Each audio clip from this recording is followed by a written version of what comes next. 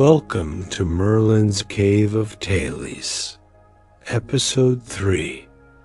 The fire is burning. The crystals are alive on every wall, and you are back. Back in the cave, back across the fire from the old wizard. The mountain above and on every side. The amber light on every surface. The most familiar place you have found in a very long time.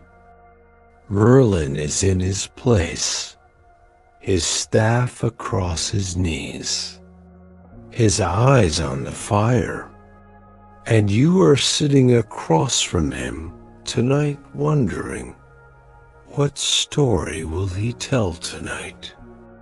What has he been keeping warm since the last time you were here? He has not spoken yet. He is simply waiting, the way he always waits. Until the moment is right. Until you are fully here. Are you here? Before Merlin begins, if this story brings you peace tonight, please subscribe to Medieval Sleep Tales. New episodes of Merlin's Cave of Tales are waiting for you there. Now breathe with me. Breathe in slowly. The cave air cool and ancient around you. The fire warm on your face. Hold it gently. Now breathe out. Let the day step back. Let the week step back. One more breath in. The crystals are alive with amber light on every wall. And breathe out. The mountain is holding everything above you tonight. Merlin looks up from the fire. His old eyes find yours across the flames. And tonight, he tells you the story of an old sleeping village. The lanes he walked at midnight. The houses. The candles. The people sleeping behind their old stone walls. And what he heard walking through all of it alone. The whole village was sleeping, he says. Every soul. Let me tell you what it sounded like.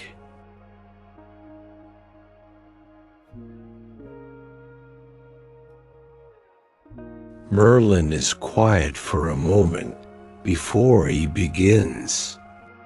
The cave breathing its slow mountain breath around you. The fire between you burning its steady amber.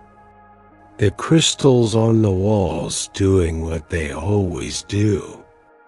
And Merlin with his hands on his staff and his eyes on the fire going back to last night.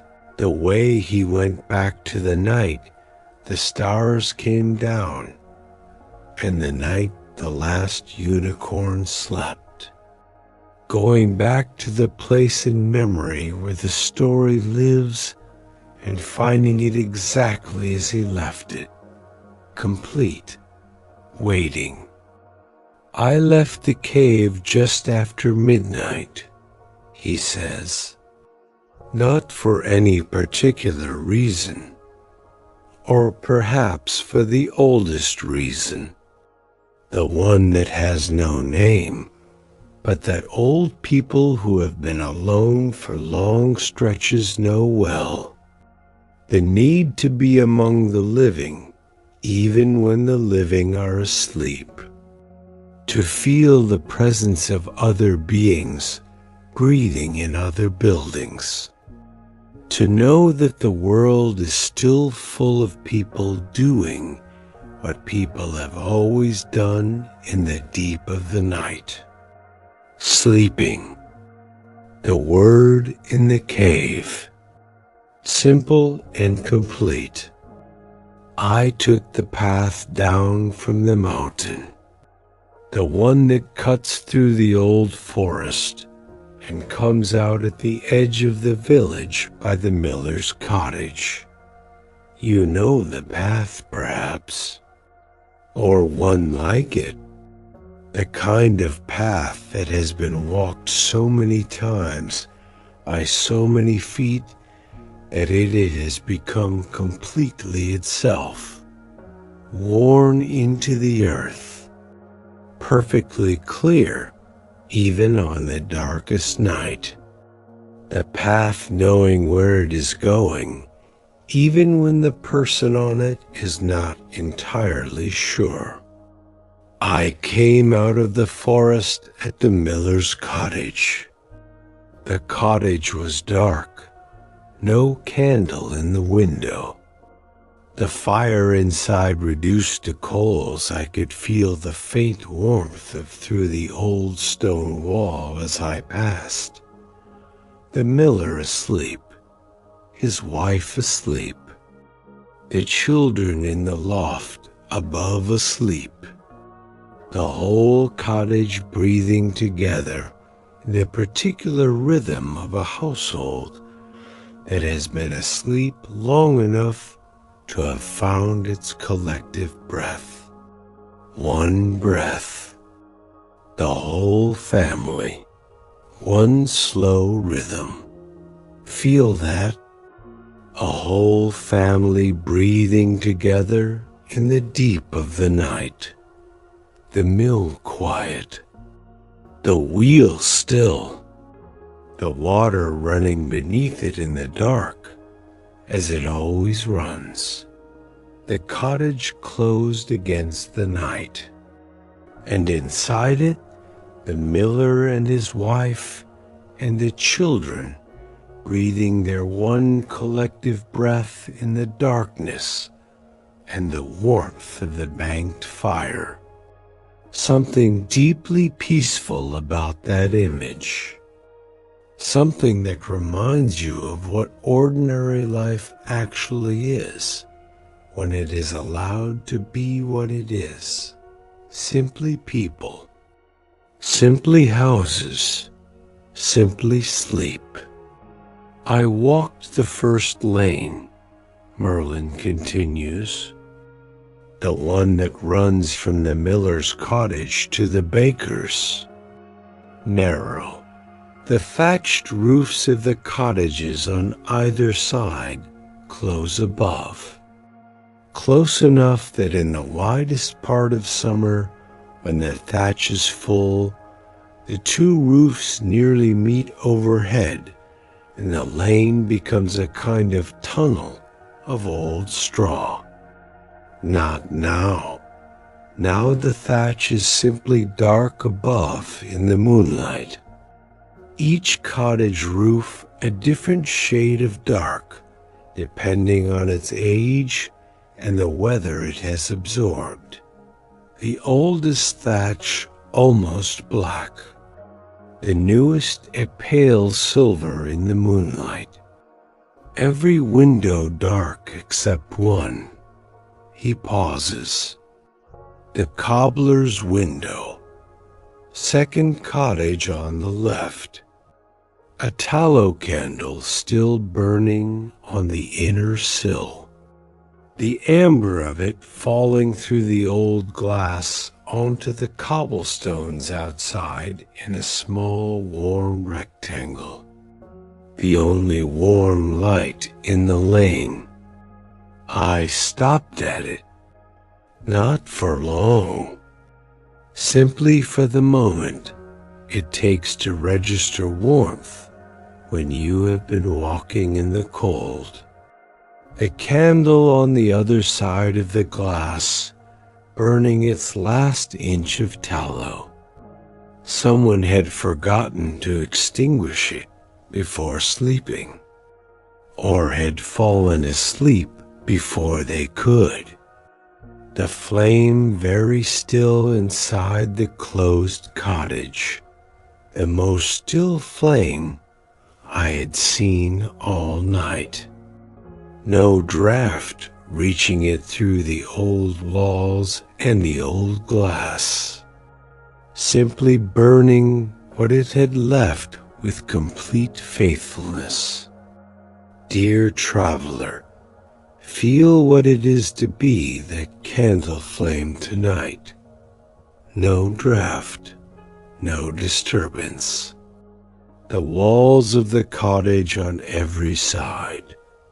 The glass between you and the night outside cold and still, and you here, inside, burning what you have with the particular faithfulness of something that has been enclosed in warmth long enough to have found its deepest stillness.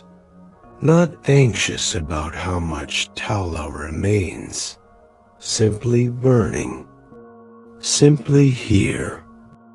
I continued down the lane, Merlin says, past the cobblers, past the widow's cottage with its cold hearth and its single window where the moonlight lay across the old sill and nothing else. Past the carpenter's workshop, not a cottage, a larger building, the sound of sleeping coming through the old timber walls from the loft above, where his apprentices slept on their straw pallets. 3 of them. 3 separate breathing rhythms, not yet synchronized the way the miller's family was synchronized, still individual, the young sleeping more separately than the old. The fire between you and Merlin gives its small sound, a coal settling, the deepest red of it briefly visible as the surface shifts and the interior of the coal is exposed for a moment before the surface closes over it again. The fire's own small revelation, its own brief showing of what it is made of beneath the surface. At the end of the first lane I stopped, the lane opening onto the village square, the square empty, the stone well at the center, the moonlight on the cobblestones, the buildings on every side, the inn on the far corner with its sign hanging still in the windless night, every window dark, the square that had been full of the village's life all day, the voices and the footsteps and the wheels and the animals and the buying and selling and arguing and laughing, completely empty.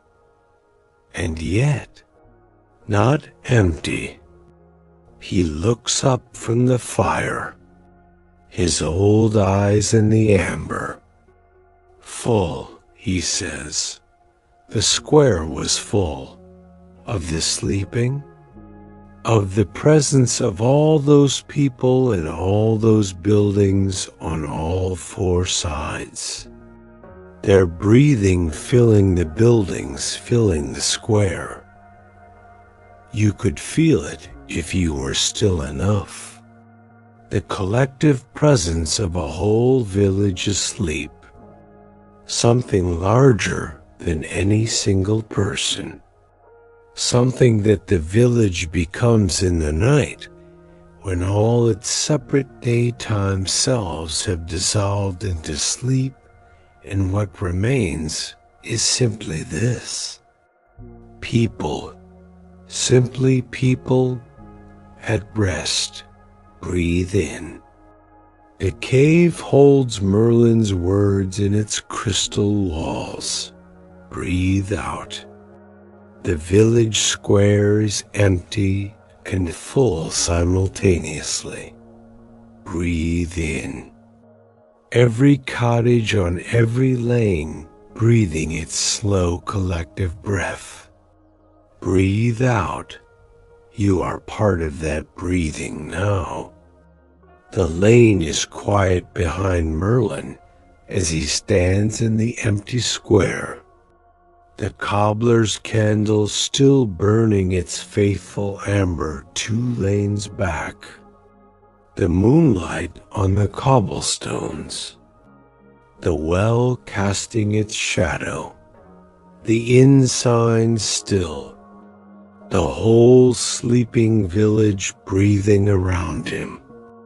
And Merlin at the center of it, simply standing, simply feeling what it is to be the only waking thing in a world of sleeping people, and to find that not lonely, but the opposite, the most accompanied he has felt in a very long time.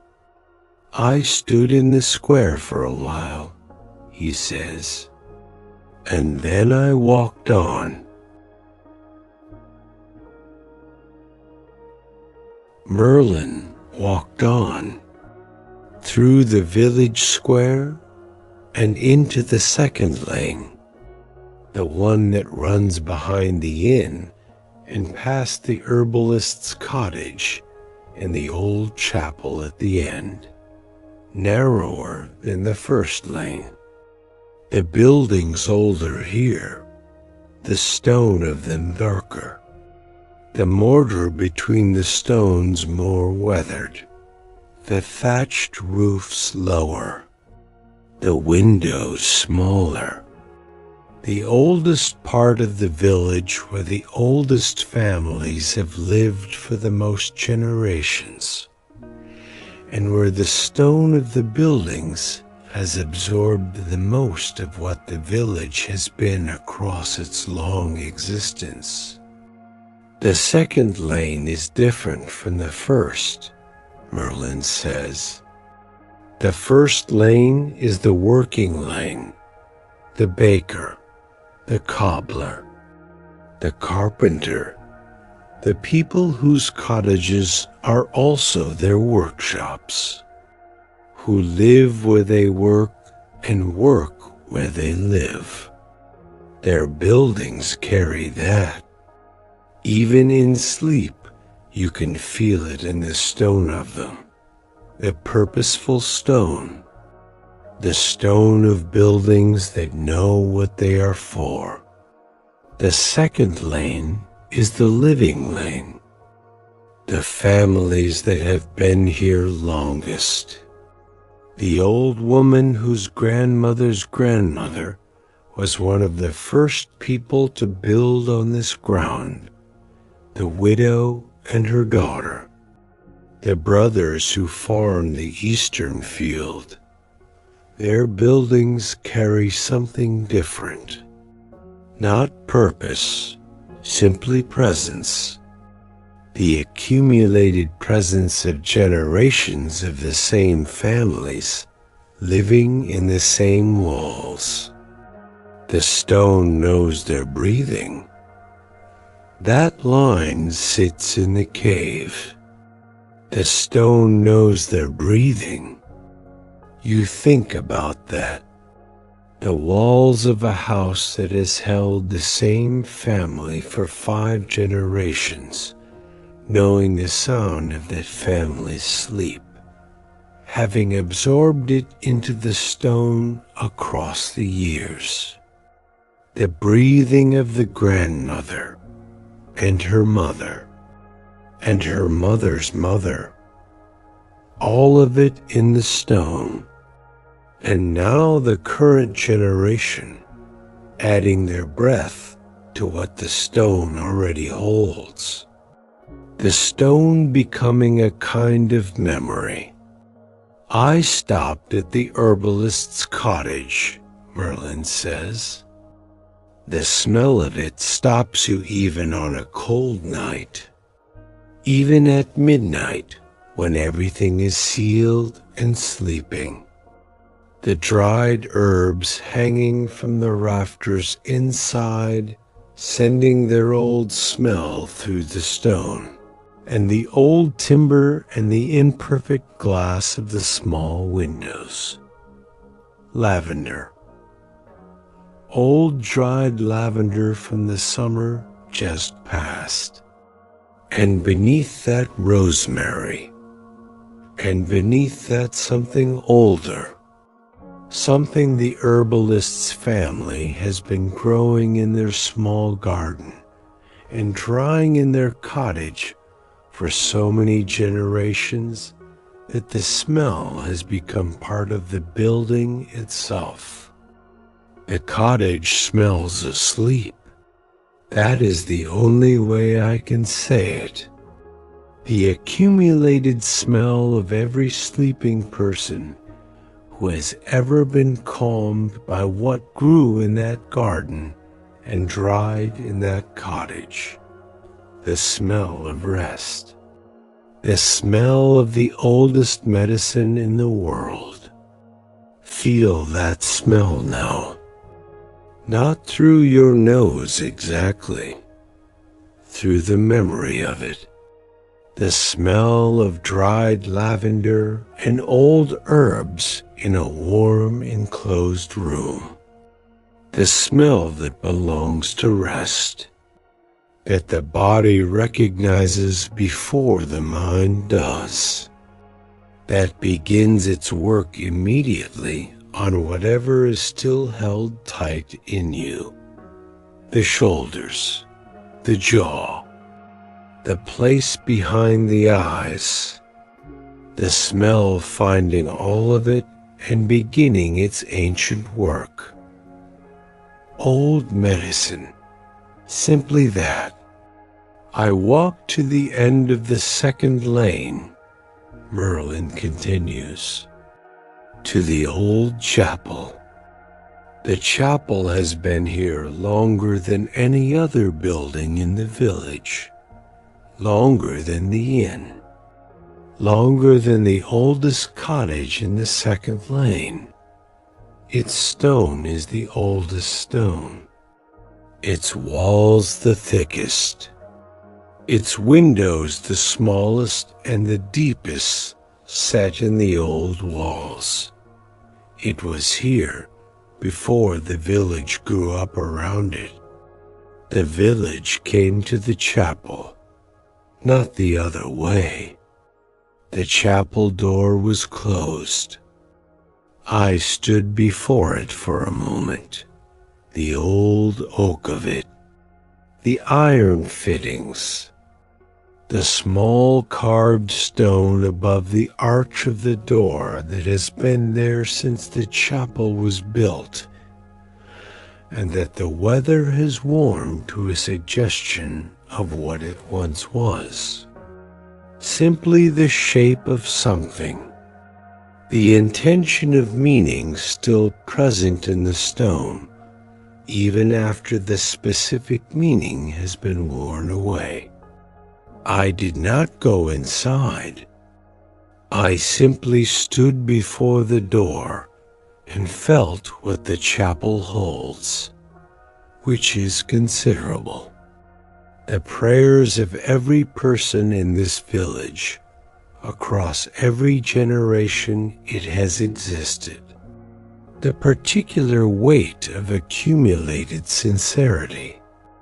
People coming to this old door in their best and their worst moments, in gratitude and in desperation, and in everything between, leaving something of themselves at this threshold each time. The door holds all of it. Dear traveler, think for a moment of all the thresholds you have stood at in your life, the doors you have opened in hope, the doors you have closed behind you, the doors you stood before and gathered yourself and went through. All of those moments, all of that gathering of yourself at thresholds across the years of your life. You are at a threshold tonight. The threshold between the waking world and sleep, between the day that has just been and the rest that is waiting. You have been walking toward this threshold all day without knowing it. Every hour of the day, a step on the path. And now here, at the threshold, you do not need to gather yourself. Simply step through. I turned from the chapel, Merlin says, and walked back through the second lane, past the herbalist's cottage with its sleeping smell, past the old woman's cottage where her window showed nothing but moonlight on the old sill, past the brothers' cottage where the sound of their sleeping was the deepest sound in the lane. Two large men sleeping deeply, the sound of it traveling through the old stone walls. A good sound, an honest sound, the sound of bodies that have worked hard and are resting hard and making no pretense about either. I came back to the square. And I stood there again, and I looked at the village around me, all of it, the inn and the baker and the chapel and the mill, the first lane and the second lane, the cobbler's candle still burning its faithful amber through the old glass, the moonlight on the well, the rooftops, the smoke from the chimneys, the sound of the sleeping rising from every building simultaneously. The fire between you and Merlin is at its coal depth now, deep red, steady, the most settled it has been all evening. The cave around you, warm and complete. The crystals on the walls catching the coal light in their deepest amber. The mountain above pressing its patient weight down through everything. Breathe in. The old village is sleeping in every building on every lane. Breathe out. The herbalist's cottage is sending its ancient smell into the night. Breathe in. The chapel holds everything that has ever been brought to its door. Breathe out. You are at the threshold. Simply step through. I thought, Merlin says quietly, of all the nights this village has slept. Every night since the first cottage was built on this ground. Every night since the chapel was first locked at the end of its first evening. Every winter night and every summer night and every night in between. Every storm that passed over these rooftops. Every clear, cold night like this one, when the moon was full and the cobblestones were silver and the thatch was dark above, and the candles were burning their last in the windows of the sleeping houses. All of those nights, and the people sleeping through them, generation after generation, in the same houses, breathing the same walls, the same stone knowing the same breathing. He is quiet. The cave is quiet. You are quiet. The fire holds its deep red in the stone circle. The crystals hold their amber. The mountain holds everything above. And somewhere below this mountain, not far, a village is sleeping through this night, the way it has slept through every night since the first person built the first wall on that ground and lay down inside it and slept, and will sleep through every night to come, with or without you watching, but tonight, with Merlin. Merlin walked past the square a second time, not back the way he came, the other way, the lane that runs along the edge of the village toward the old watchtower at the northern end, a lane where the village thins out, where the cottages become fewer and further apart, and the dark fields begin to press in from one side and the old forest from the other. The edge of the village, the place where the inhabited world and the uninhabited world meet and negotiate their boundary every night. The watchman's tower is at the end of this lane, Merlin says. Old stone, square, 4 floors, built in the old times when the village needed watching over in a more immediate way than it does now, when the nights were less peaceful, when someone needed to be awake and high and able to see what was coming from any direction. Those times are past, but the tower remains, and old Aldrich remains in it. The night watchman has been the night watchman for 30 years. His father was the night watchman before him, his grandfather before that.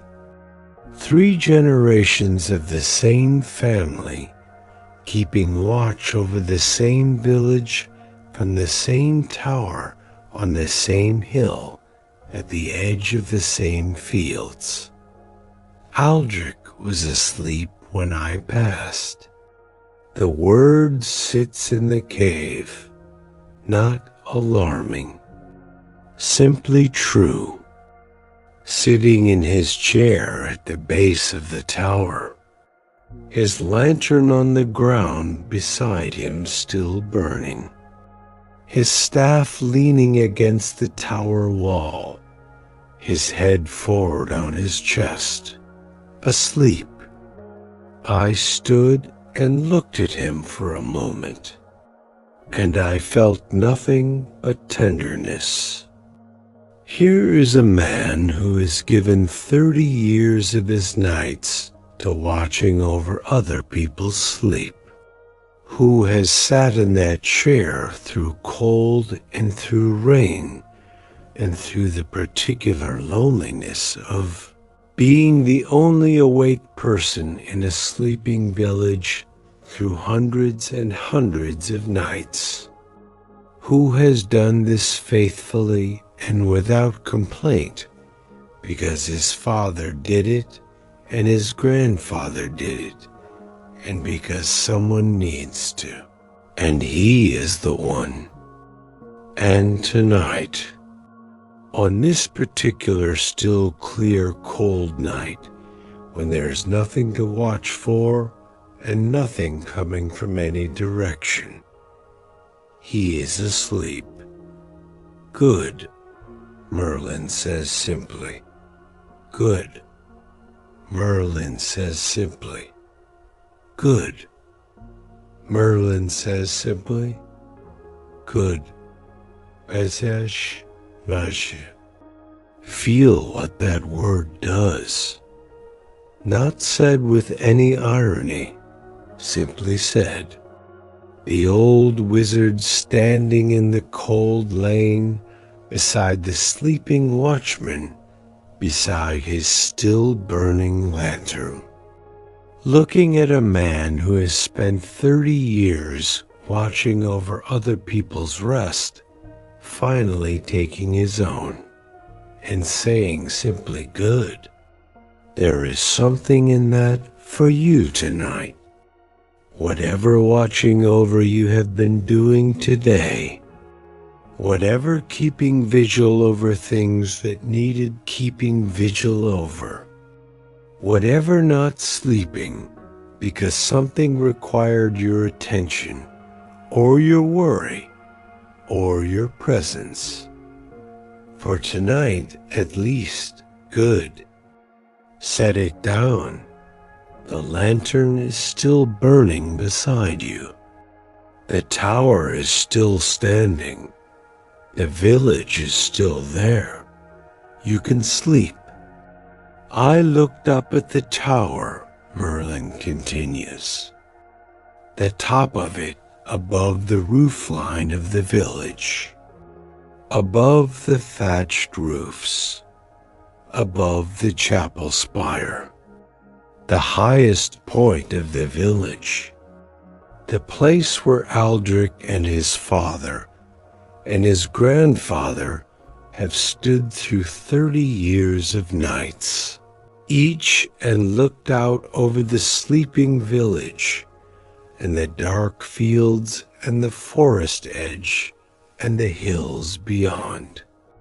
I climbed it, not to watch, simply to see what they have seen, to understand what 30 years of climbing these same stone steps and standing at this same parapet and looking out over this same view has meant to 3 generations of the same family.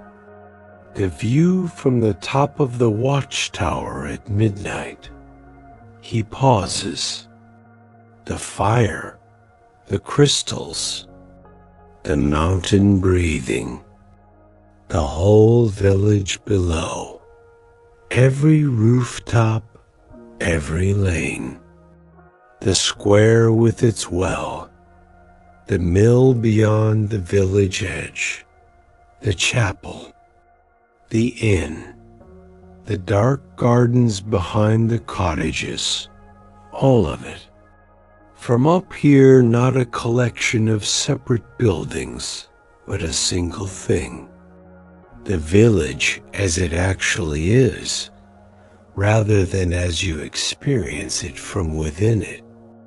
A whole, a living whole that breathes and sleeps and wakes and works and sleeps again. That has been doing this since before anyone alive can remember, and will be doing it after everyone alive has finished. The fields beyond, dark, the stubble of the harvest still visible in the moonlight, the furrows of the plowing, the patient geometry of the worked land, and beyond the fields, the forest, dark and old and full of everything that lives in old forests at midnight, and beyond the forest, the hills, and beyond the hills, whatever is beyond the hills, and above all of it, the sky, the same sky I looked at the night the stars came down. The same stars, in their same positions, patient. Dear traveler, feel what it is to see everything from above, not just the village, everything, the day you just had, the week, the things that felt large when you were inside them. From up here, from the watchtower at midnight, from the height that Merlin is standing at above this sleeping village. How large are they? the size of a cottage in a village, seen from above. At midnight, in the moonlight, small, real, part of a larger whole that is itself part of a larger whole that goes all the way out to the hills and the forest and the sky, and the stars that have been in their positions since before any of this existed, small and safe. I stood at the parapet for a long time, Merlin says. Long enough for the moon to move, for the shadows in the village below to shift, for the watchman's lantern to burn a little lower, for the cold to find its way through my cloak and remind me that the body has its own requirements even when the mind has forgotten them. And then I heard something. He stops, the cave very still, from below, from the village. A sound, soft, barely there, coming from the direction of the second lane, from one of the old cottages, the oldest cottage perhaps, the one where the old woman lives whose grandmother's grandmother was one of the first to build on this ground. A child crying, very softly, not in distress. The soft crying of a small child waking briefly in the deep of the night and finding themselves in the dark and not yet remembering that the dark is safe and that the warmth is still there and that morning will come. The small, uncertain crying of a person who is very new to the world and has not yet learned to trust it completely. I watched from the parapet. A light appeared in the old cottage window, a tallow candle, lit by someone who was awake the moment the child cried, who needed no time to gather themselves, who was simply there, the candle moving across the window. Then still, the crying stopped. The candle burned for a few minutes, then went out, the cottage dark again, the village breathing again. Breathe in. The village is sleeping below the watchtower in the moonlight. Breathe out. The watchman's lantern burns its faithful amber in the cold lane. Breathe in. The stars are in their same patient positions above everything. Breathe out. The child is sleeping again. Someone was there. Someone is always there. The cave is very warm. The coal light amber and deep on every crystal surface. Merlin's voice coming across the fire to you softer now. The story moving into its deepest register. The register that belongs to the cave at this hour when the fire has found its truest. Warmth in the mountain is fully present above and on every side, and you are simply here on the cave floor receiving what the old wizard has brought back from his night in the sleeping village. That is what I came back with, he says, from the watchtower, from the whole night. Someone is always there. In every house, in every village, in every sleeping night, since the first person built the first wall on the first ground and lay down inside it. Someone is always there, awake or asleep, present, the warmth still burning even when the candle is out, the watching continuing even when the watchman sleeps. Someone is always there. He looks at you across the fire. Tonight that someone is me, and the cave, and the mountain, and the village below sleeping its faithful sleep as it has always slept. You are not alone in this dark. You have never been alone in this dark.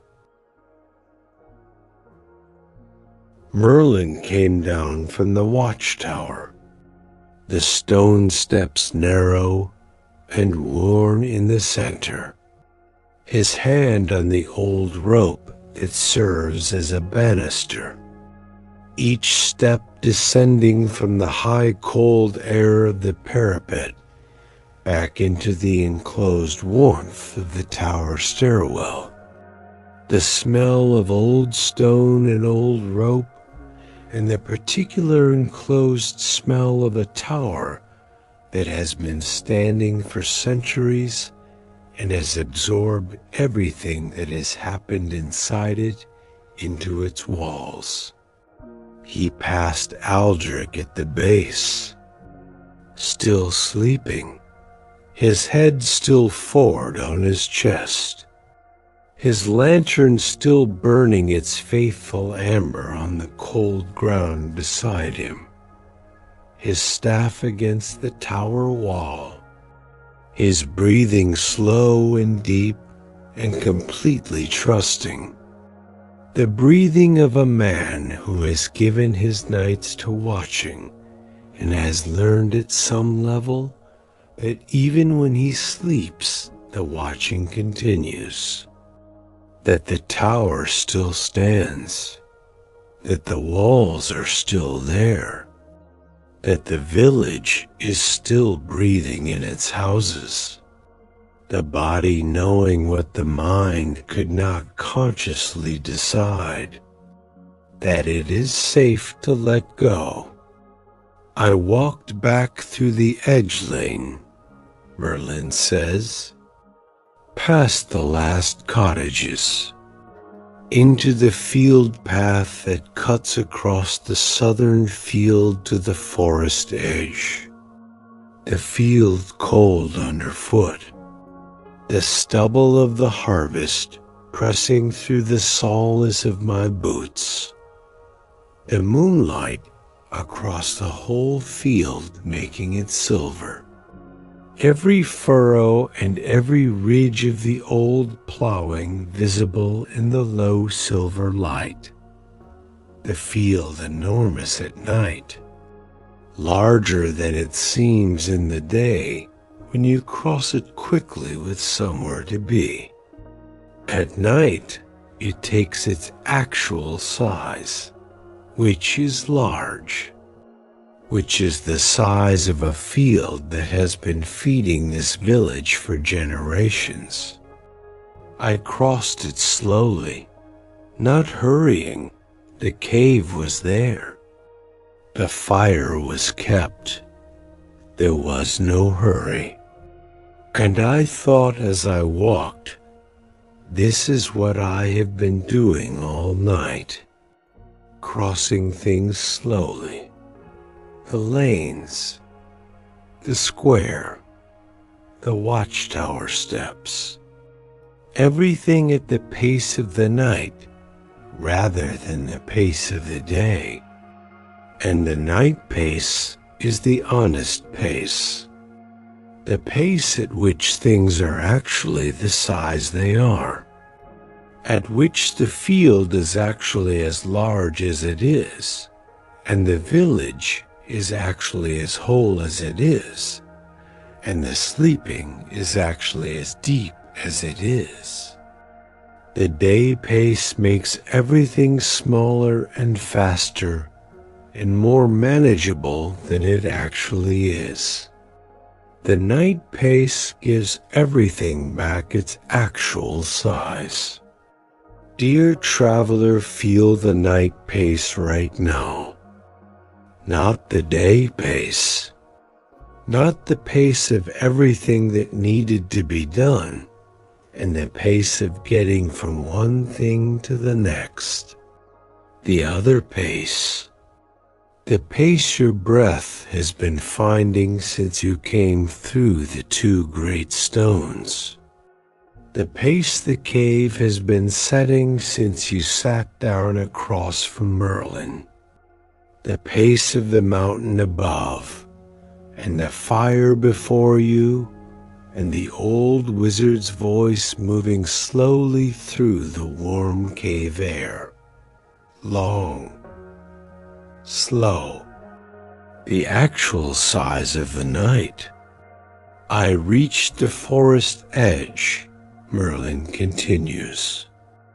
The path going into the trees.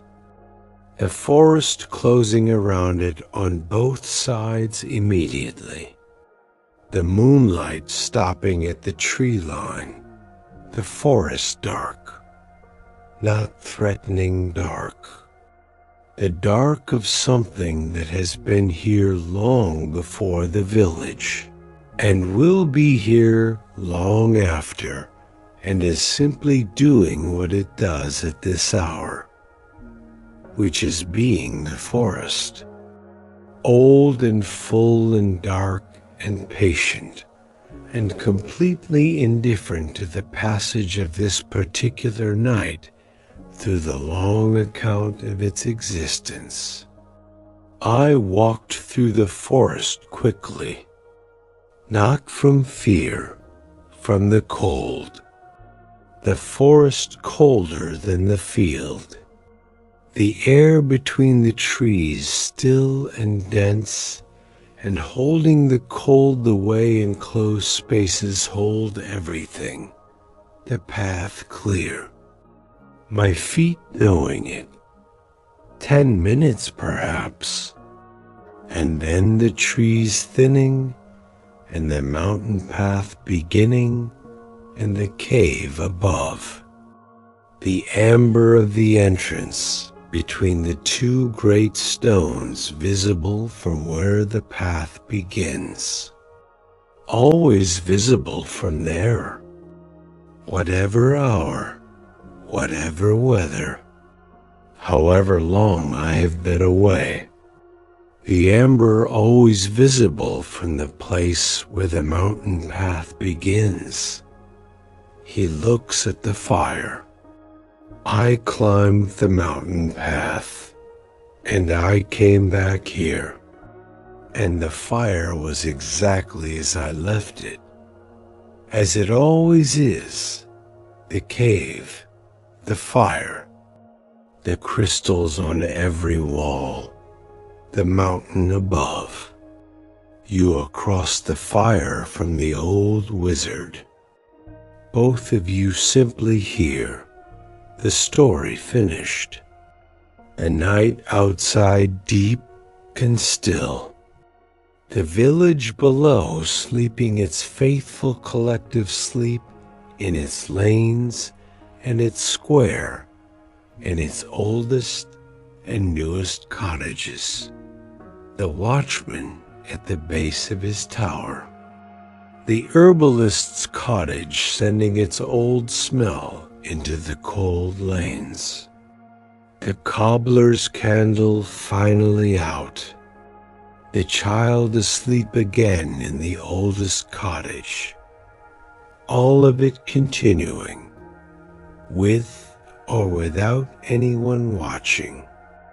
The village will sleep through the rest of this night, Merlin says quietly, as it has slept through every night before this one.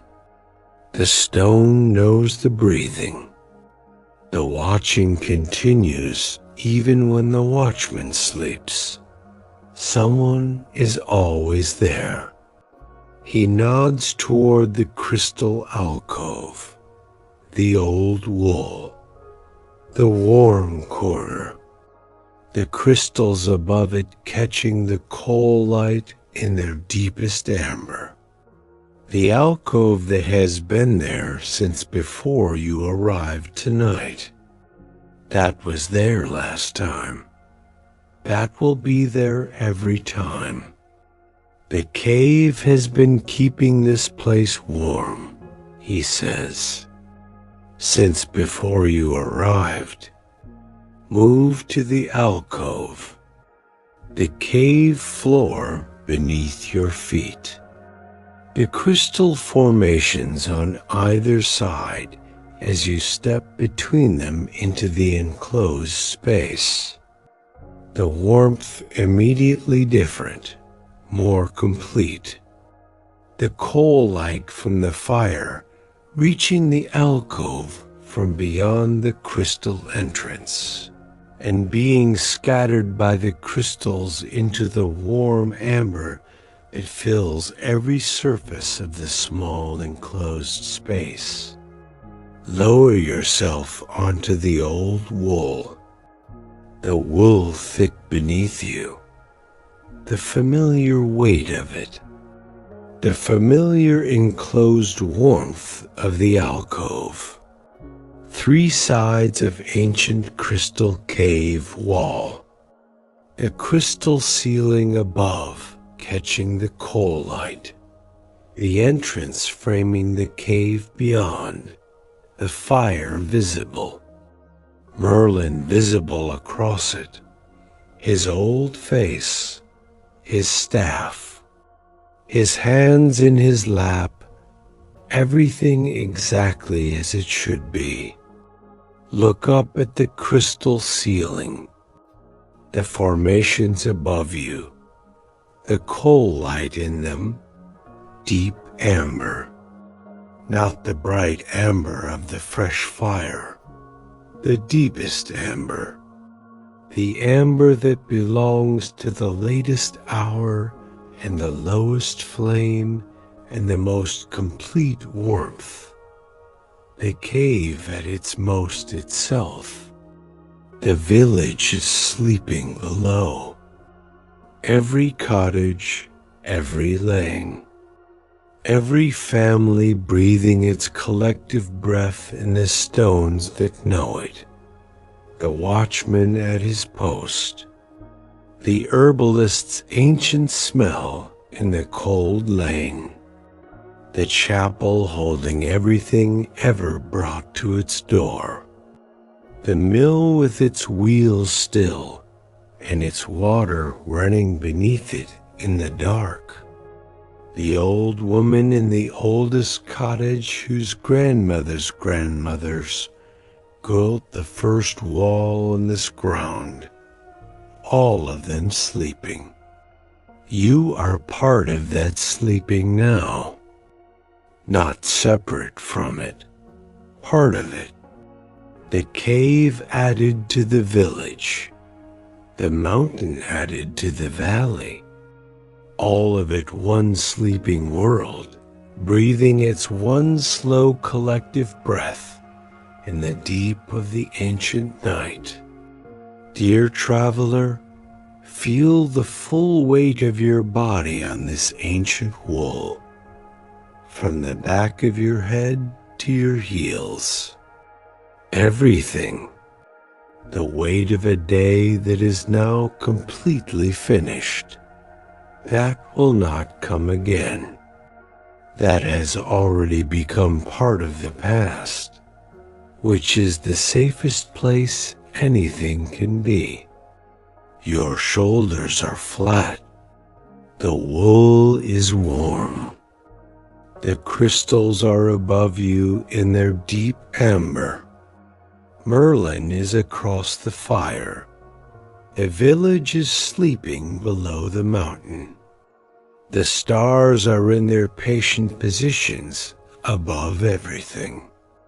And the breathing, a village breathing, and the cave breathing, and the mountain breathing, and Merlin breathing beside the dying fire, and you breathing in the crystal alcove, all of it one breath, one slow, enormous, ancient breath, in and out, in and out.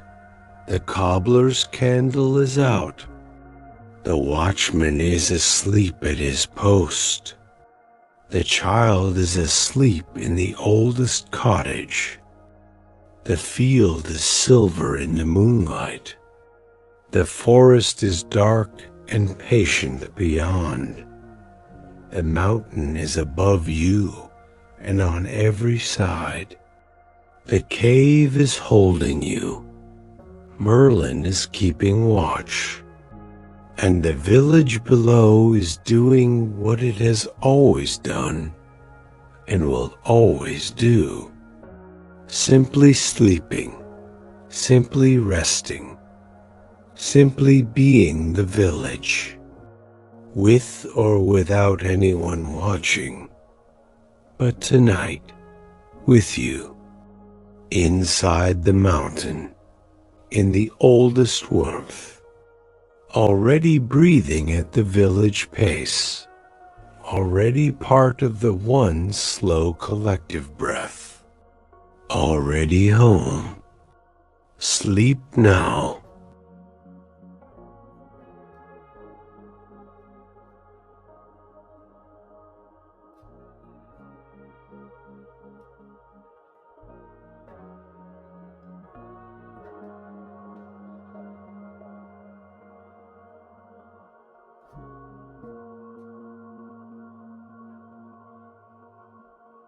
The village is sleeping below the mountain tonight.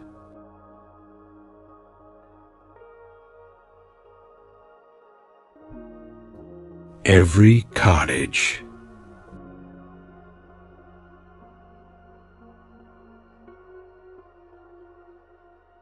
every lane,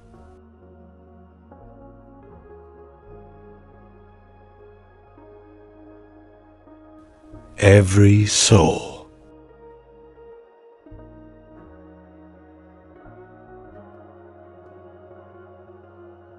you are part of that sleeping now.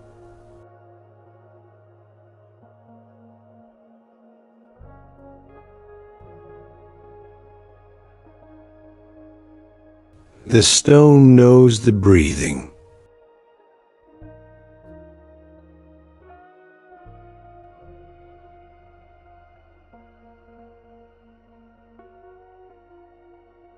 Someone is always there.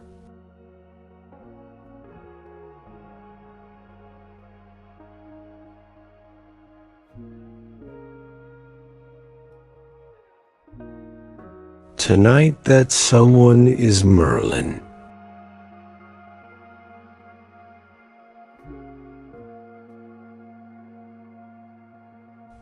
And the cave. And the mountain.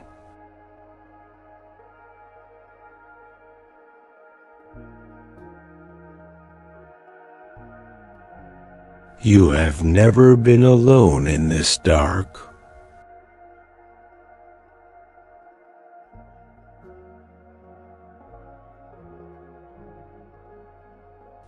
You are enough.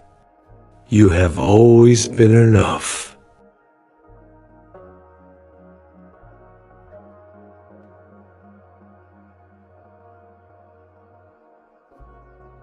The watchman is at his post.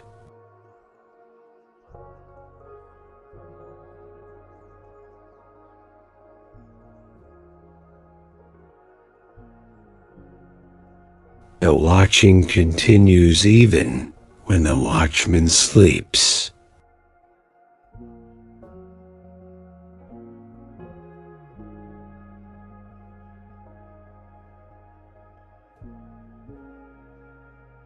It is safe to let go tonight.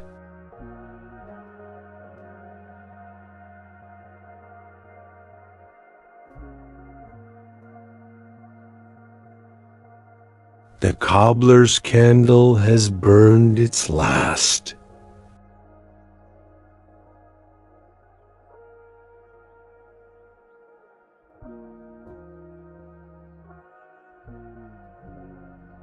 The child is sleeping in the oldest cottage.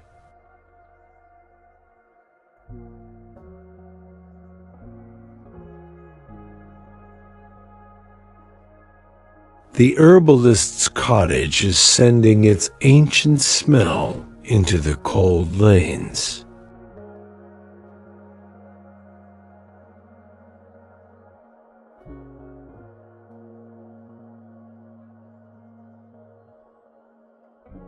The chapel is holding everything ever brought to its door.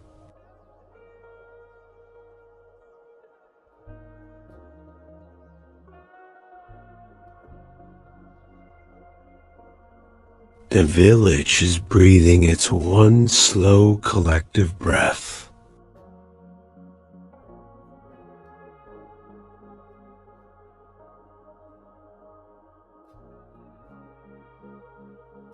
You are breathing with it now.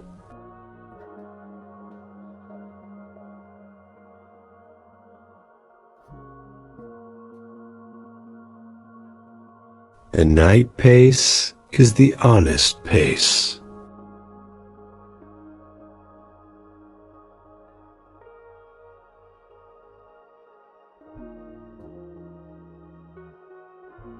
Everything is the right size at this hour.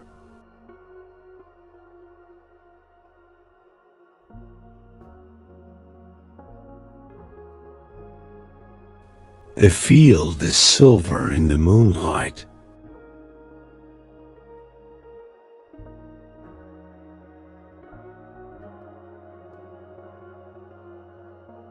The forest is patient and dark beyond.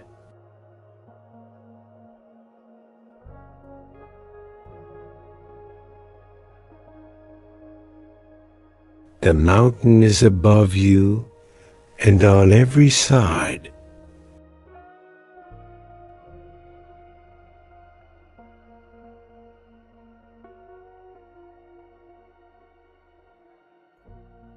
The crystal alcove is warm around you.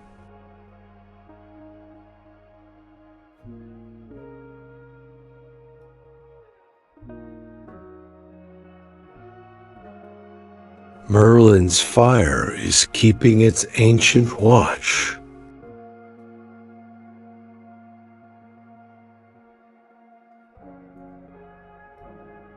There is nothing left to watch over tonight.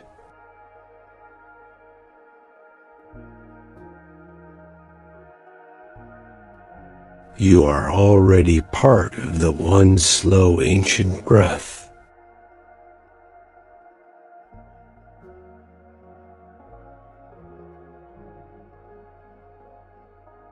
The amber is always visible from the mountain path.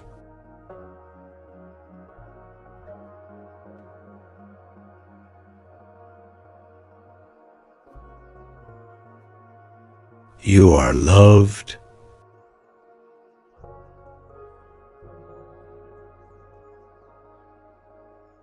You are held.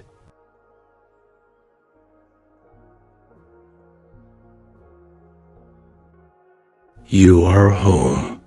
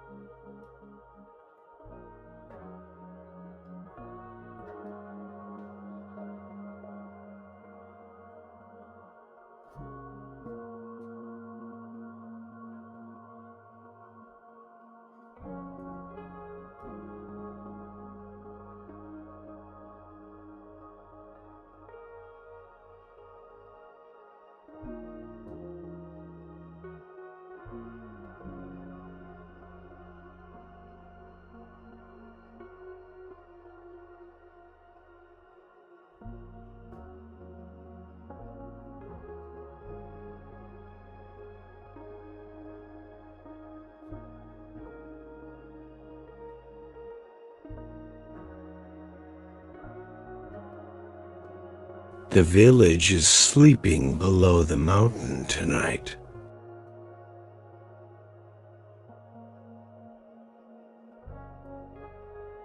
Every cottage,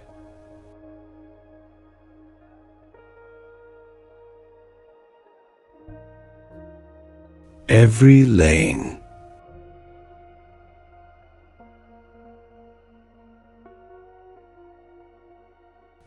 every soul,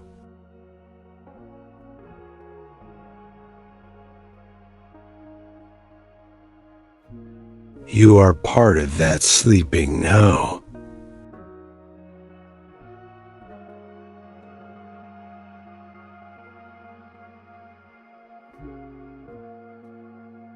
The stone knows the breathing.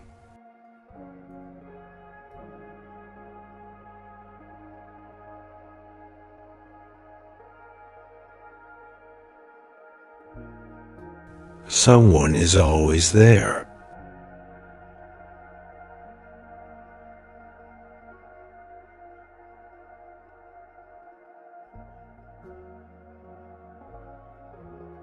Tonight that someone is Merlin.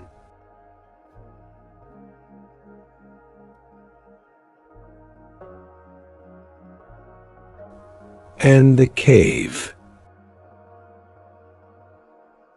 And the mountain.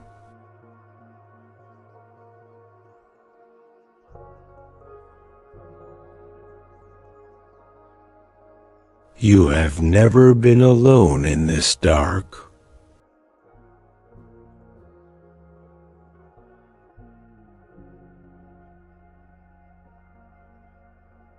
You are enough. You have always been enough.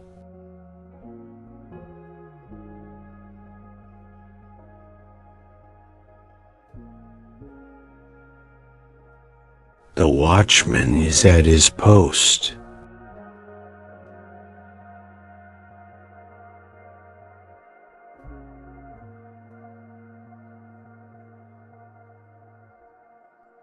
The watching continues even when the watchman sleeps.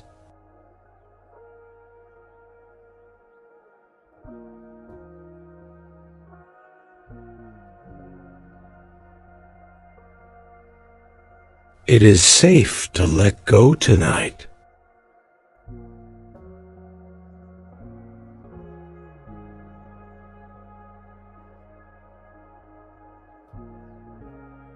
The cobbler's candle has burned its last.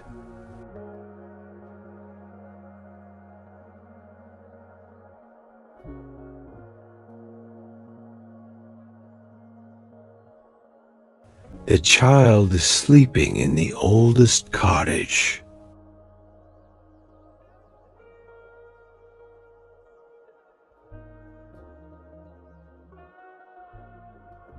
The herbalist's cottage is sending its ancient smell into the cold lanes.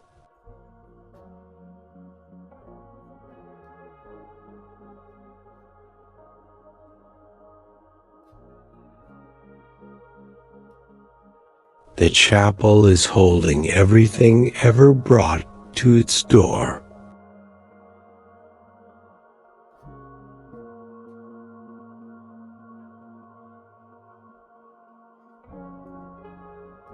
The village is breathing its one slow collective breath.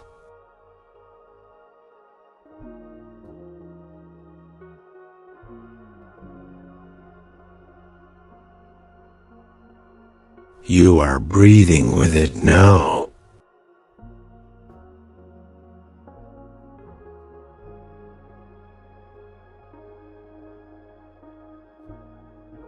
The night pace is the honest pace.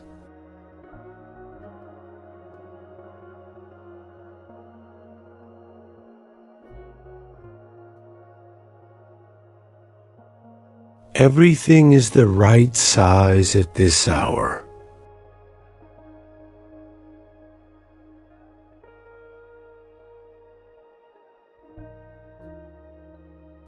The field is silver in the moonlight.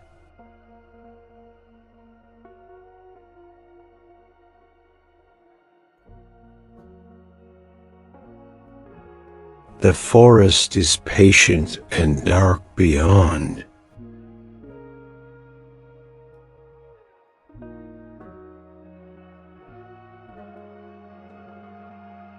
The mountain is above you and on every side.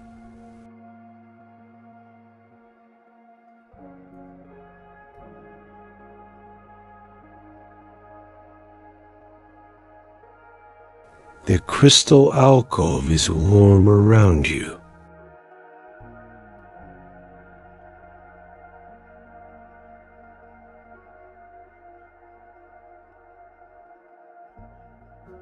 Merlin's fire is keeping its ancient watch.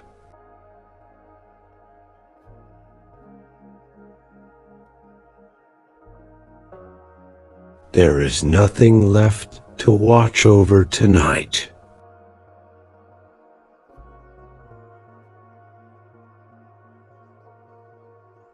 You are already part of the one slow ancient breath.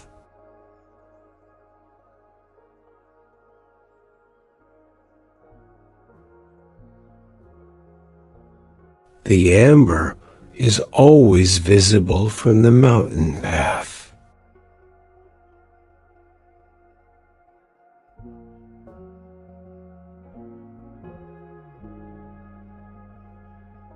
You are loved.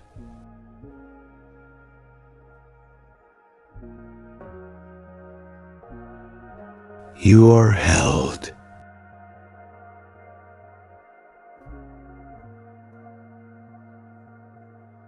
You are home.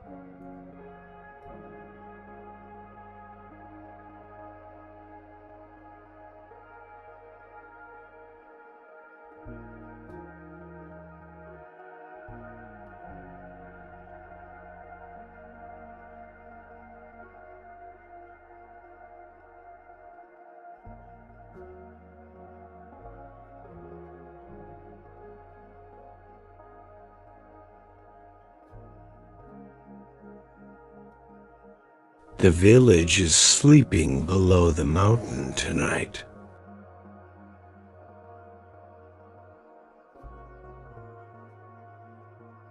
Every cottage,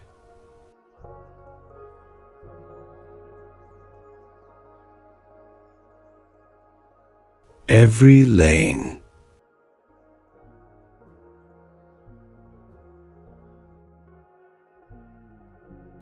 every soul,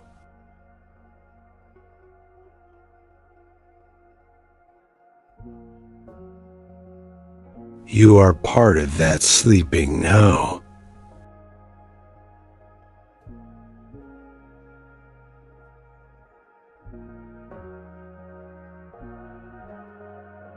The stone knows the breathing.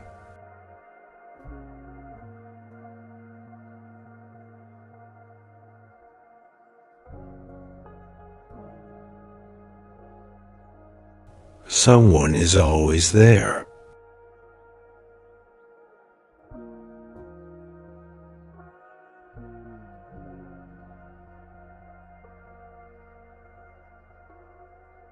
Tonight that someone is Merlin.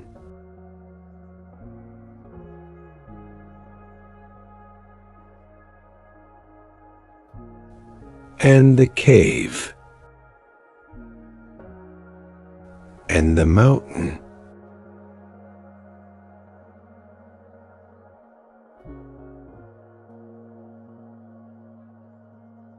You have never been alone in this dark.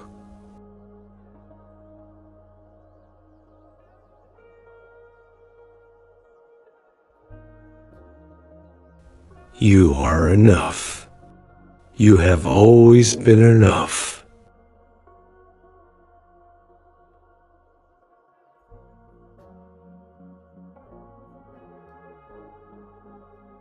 The watchman is at his post.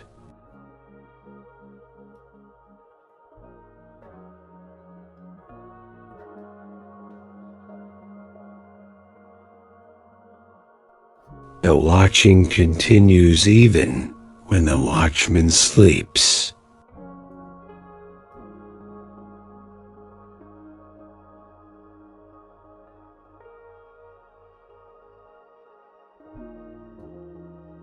It is safe to let go tonight.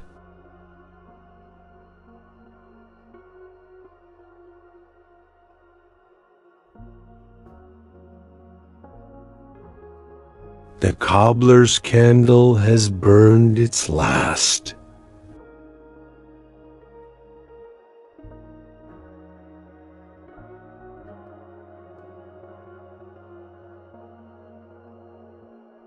The child is sleeping in the oldest cottage.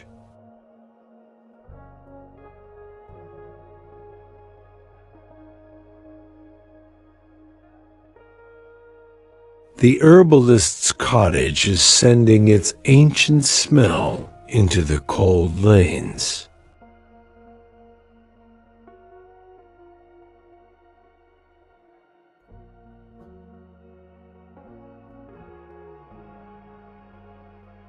The chapel is holding everything ever brought to its door.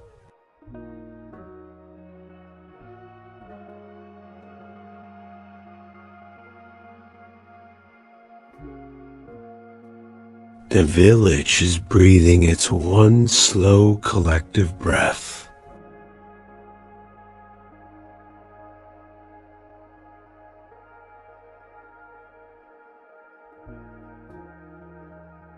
You are breathing with it now.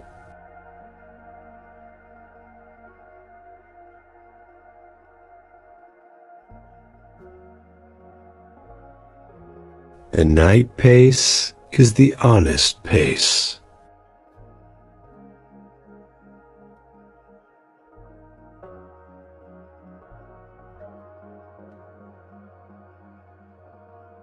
Everything is the right size at this hour.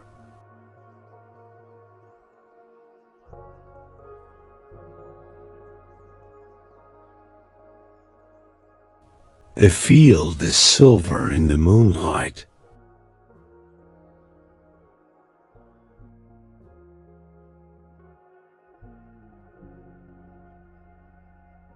The forest is patient and dark beyond.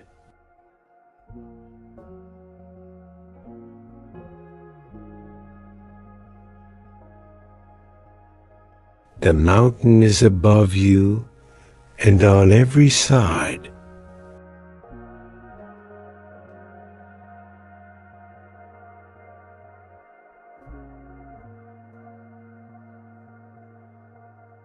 The crystal alcove is warm around you.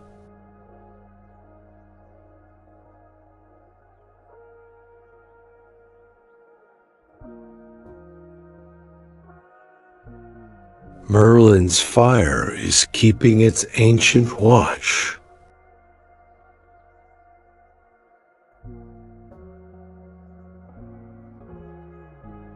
There is nothing left to watch over tonight.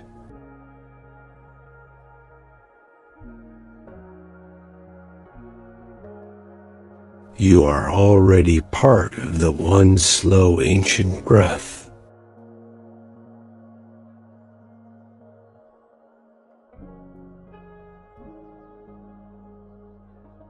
The amber is always visible from the mountain path.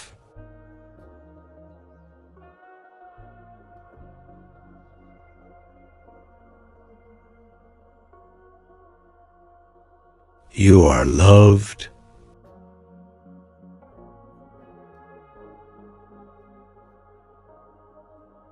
You are held.